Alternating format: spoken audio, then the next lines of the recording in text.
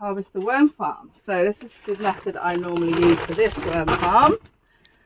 So I dig through the stuff that's a bit dry and that they haven't eaten yet, and you can feel when you start to get to the thick, it's kind of silky, it feels like chocolate icing or something. So this is the really good stuff that's been well digested already. The rest we're going to save back and we'll give back to them when we've taken what we want.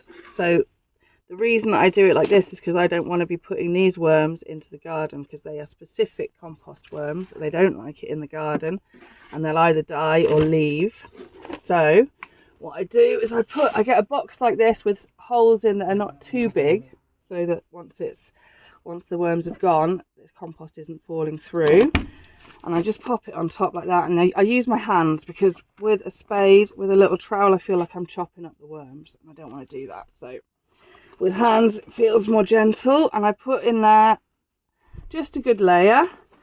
And the good thing about worm compost is that you can actually store it, because if it dries it doesn't become completely useless like a living compost would if it dried out. I never store mine because I just use it all the time, which I'm going to show you how to do in future. So I put them in there, I put their bed back down a bit. Here I've got a bucket full of soaked leaves. That's leaves from the floor and some soaked straw.